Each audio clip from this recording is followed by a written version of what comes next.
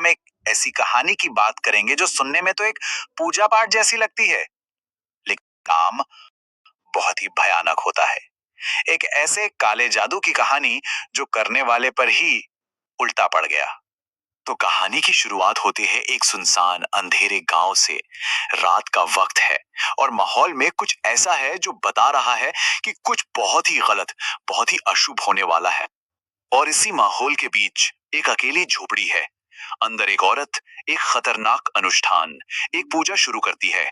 और जैसे जैसे ये पूजा आगे बढ़ती है, हवा में डर और ज्यादा घुलने लगता है। ये कोई मामूली पूजा नहीं है, ये है काला जादू। देखिए कैसे। पहले अंधेरी झोपड़ी में एक मोमबत्ती जलाई जाती है। फिर जमीन पर कुछ अजीब सी आकृतियां बनती हैं। चारों कोनों में चार नींबू रखे जाते हैं। और फिर उन आकृतियों के ठीक बीच में एक मुर्गे की बलि दी जाती है। तो एक तरफ तो ये सब हो रहा था और दूसरी तरफ कहानी में एंट्री होती है नितिन की। नितिन एक टैक्सी ड्राइवर है और उसे बिल्कुल अंदाजा नहीं है कि आज की रात उसकी जिंदगी का सबसे खौफनाक सफर बनने वाली है। उसे देर रात एक कॉल आता है। कुछ लोगों की गाड़ी खराब हो गई है और उन्हें फौरन नागपुर शहर पहुंचना है। सुनने में तो एक आम सवारी लगती है ना? लेकिन ये लोग बहुत बहुत जल्दी में थे। जब नितिन वहां पहुंचता है तो उसे तीन हट्टे कट्टे गंभीर से दिखने वाले आदमी मिलते हैं। उनके साथ एक लड़का भी है, राजू, जो काफी चुप चुप और बीमार सा लग रहा है। पर सबसे अजीब चीज थी एक भारी मोटी रस्सी, जिसे वो लोग बड़े ध्यान से गाड़ी में रखते हैं। अब आप ही सोचिए, आधी रात को सफर कर रहे लोगों को इतनी मोटी रस्सी की क्या जरूरत पड़ सकती है? यही सवाल नितिन के दिमाग में भी घूम रहा था। और जब उसने पूछा तो उन्होंने जवाब को टाल दिया। बस यहीं से नितिन की बेचैनी और बढ़ गई। खैर, सफर शुरू हो जाता है। रात और गहरी होती जाती है और गाड़ी के अंदर का वो अजीब सा माहौल अब धीरे धीरे डर और खौफ में बदलने लगता है।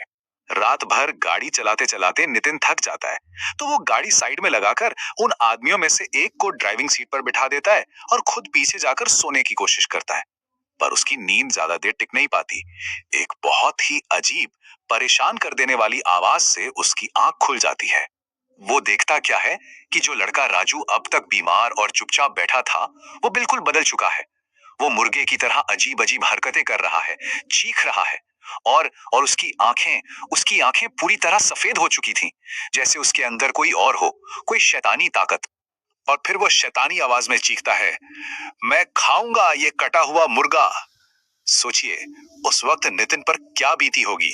ये वही कटा हुआ मुर्गा था जिसकी बलि दी गई थी। और अब उस मोटी रस्सी का राज खुलता है।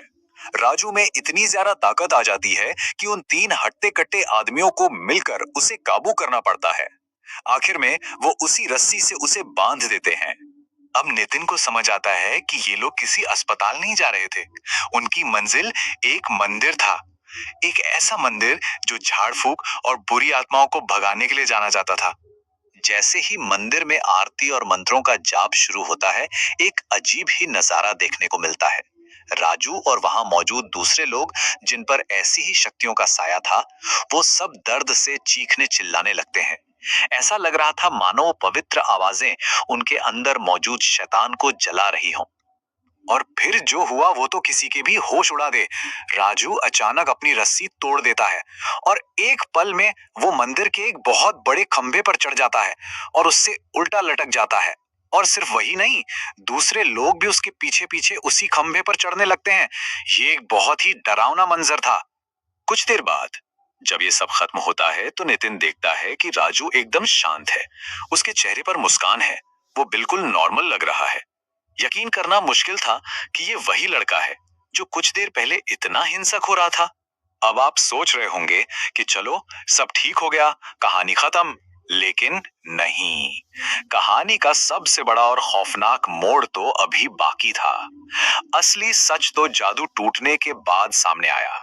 देखिए, काले जादू के बारे में एक बात कही जाती है कि जब आप किसी का बुरा करने के लिए इसका इस्तेमाल करते हैं, तो वो बुरी एनर्जी, वो नकारात्मक शक्ति घूम फिर कर वापस आप ही के पास आती है।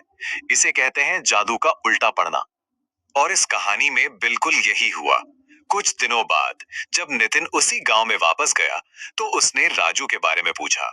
उसे पता चला कि मंदिर से आने के बाद राजू की हालत फिर से बिगड़ी और उसकी मौत हो गई। लेकिन चौंकाने वाली बात यह थी कि जिस रात राजू की मौत हुई, ठीक उसी रात उसकी बुआ की भी मौत हो गई। वही बुआ जिसने ये काला जादू किया था। और मौत का कारण, दोनों ने अपने ही हाथों से अपनी गर्दन मरोड़ ली थी।